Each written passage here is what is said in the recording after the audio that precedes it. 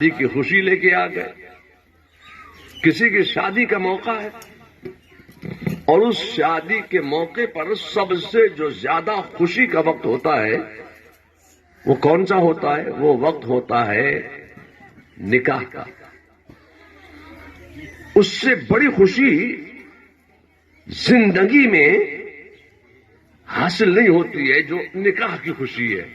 آپ بھی اس منزل سے گزرے ہیں، آپ بھی اس منزل سے گزرے ہیں. نکاح کی خوشی سے بڑھ کے کوئی خوشی نہیں ہے. تو اس خوشی میں ہم اتنا محو نہیں ہو جاتے ہیں، اس خوشی میں ہم اتنا ڈوب نہیں جاتے ہیں کہ اس نکاح کی خوشی کے موقع پر ہم خدا کو بھول جائیں، رسول کو بھول جائیں، یا اپنے اولیاء کو بھول جائیں، صحابہ کو بھول جائیں. نہیں، اس خوشی کے موقع پر بھی ہم ذکر خدا بھی کرتے ہیں، ذکر مصطفیٰ بھی کرتے ہیں، ذکر صحابہ بھی کرتے ہیں، اور خطبہ نکاح پیش کرتے ہیں. اور خطبہ نکاح پیش کر کے ذکر خدا و رسول ہم اور آپ سب کرتے ہیں. ہم مسلمانوں کا یہ طریقہ. نکاح کے بعد جو دوسری خوشی ہے وہ کون سی ہے مولانا؟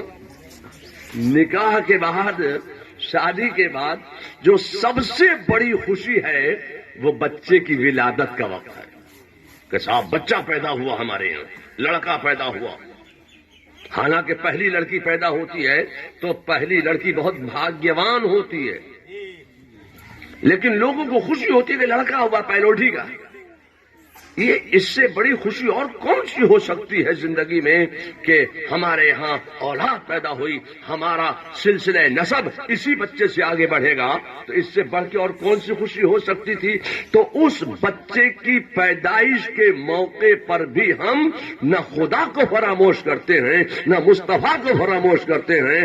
ہم اپنے خدا کا اس وقت بھی ذکر کرتے ہیں، اس وقت بھی ہم ذکر مصطفیٰ کرتے ہیں. بچے کے دنیا میں آنے کے بعد سب سے پہلے ہم اس کے کان میں اذان دیتے ہیں. سب سے پہلے ہم بچے کے کان میں اذان کہتے ہیں اور دوسرے کان میں اقامت کرتے ہیں.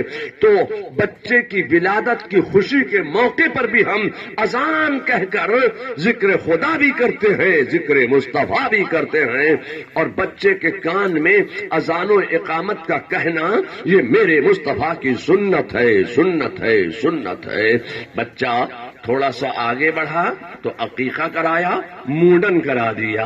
یہ خوشی کا وقت ہے کہ بچے کی ترقی کے لیے، بقا کے لیے، استحکام کے لیے، صحت کے لیے، شفا کے لیے، سلامتی کے لیے، عروج کے لیے، ارتقاء کے لیے ہم دعائیں کر رہے ہیں. مگر اس خوشی کے موقع پر بھی ہم ذکر خدا بھی کرتے ہیں، ذکر مصطفیٰ بھی کرتے ہیں. ایسے ہی اب میں آپ سے کہنا چاہتا ہوں کہ رمضان کا مہینہ آیا، رمضان کے 30 دن روزے رکھے. اب روزے رکھنے کے بعد جو خوشی کا وقت آیا، عید کا دن، تو اب ایسا نہیں ہے کہ عید کی خوشی کے موقع پر ہم خدا کو بھول جائیں، رسول کو بھول جائیں، بزرگوں کو بھول جائیں، اولیاء کو بھول جائیں، صحابہ کو بھول جائیں. نہیں، اب ہم عید کی خوشی کے موقع پر بھی نماز دوگانہ واجب ادا کر کے ذکر خدا کرتے ہیں اور خطبہ عید الفطر پیش کر کے ذکر خدا بھی کر رہے ہیں، ذکر مصطفیٰ بھی کر رہے ہیں، ذکر صحابہ بھی کر رہے ہیں، ذکر تابعین بھی کر رہے ہیں، تبع تابعین بھی کر رہے ہیں، اور اولیاء کاملین کا بھی ہم ذکر کر رہے ہیں. ہم اہل سنت و جماعت کا یہی طریقہ ہے کہ ہر موقع پر، ہر لمحہ ہم ذکر خدا و رسول کرتے ہیں. اے لوگوں، ایسے ہی کوئی غمی کا دن ہے. زندگی میں ماں کی موت سے بڑھ کر غم کا کوئی وقت نہیں ہو سکتا. ماں کی موت، ماں کا انتقال، زندگی میں سب سے بڑا غم اور سب سے بڑا صدمہ اور سب سے بڑا ملال کا وقت یہی وقت ہے کہ جس وقت ماں دنیا سے رخصت ہو رہی ہے. یہ بہت بڑا صدمے کا وقت ہے. یہ لوگوں اس ماں کے انتقال کے غم میں ہم اتنا ڈوب نہیں گئے, ہم اتنا محب نہیں ہو گئے کہ اس غم کے موقع پر ہم خدا کو بھول جائیں, رسول کو بھول جائیں, بزرگوں کو بھول جائیں, اپنے اولیاء کو بھول جائیں. نہیں, اس وقت میں بھی ہم ماں کے انتقال کے وقت میں بھی ہم سب سے پہلا جو کام کرتے ہیں وہ کلمہ طیبہ کا ورد کرتے ہیں, لا الہ الا اللہ محمد الرسول اللہ.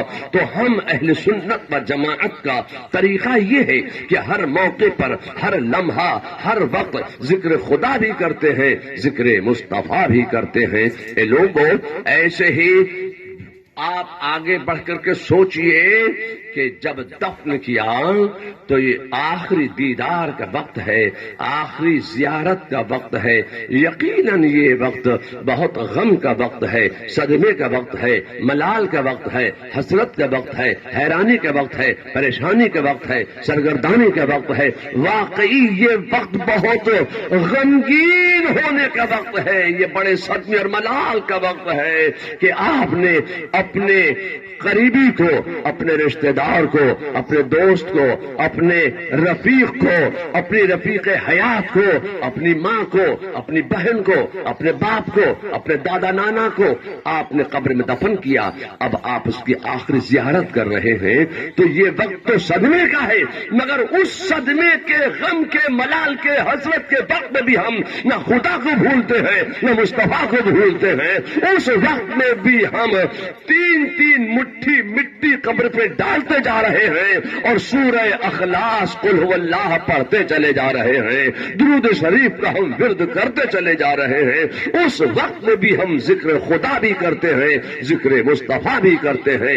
چاہے غم کا موقع ہو, چاہے خوشی کا موقع ہو, ہر وقت ہم ذکر خدا و رسول کرتے رہتے ہیں. کبھی ہم نہ خدا کو فراموش کرتے ہیں نہ مصطفیٰ کو فراموش کرتے ہیں. ایسے ہی کوئی تیجے کی محفل ہے, یہ کوئی خوشی کی محفل نہیں ہے. یہ تیجے کی محفل کوئی خوشی کا دن نہیں ہے, کوئی خوشی کا لمحہ نہیں ہے. یہ تیجے کی محفل یقیناً ایک بزم غم ہے, محفل غم ہے, محفل سوئم ہے. اب اس غم کے موقع پر بھی ہم نہ خدا کو بھولتے نہ مصطفیٰ کو بھولتے ہیں. اس وقت میں بھی ہم ذکر خدا بھی کرتے ہیں, ذکر مصطفیٰ بھی کرتے ہیں, ذکر اولیاء بھی کرتے ہیں, ذکر صحابہ بھی کرتے ہیں. ایسے ہی چھٹی کا دن ہو, 10ویں کا دن ہو, 20ویں کا دن ہو, 40ویں کا دن ہو, چھمائی کا دن ہو, برسی کا دن ہو, کوئی محفل ہو, یہ ساری جو محافل ہے یہ محافل ایصال ثواب ہیں. ایسے ہی یہ 40ویں کی محفل ہے, یہ چہلم کی محفل ہے. یہ کوئی خوشی کا موقع نہیں ہے, یہ کوئی خوشی کی محفل نہیں ہے, یہ ایک محفل غم ہے, محفل بزم غم, محفل چہلم ہے. اس محفل غم میں بھی ہم اپنے خدا کا ذکر کر رہے ہیں, اپنے رسول کا ذکر کر رہے ہیں, اپنے بزرگوں کا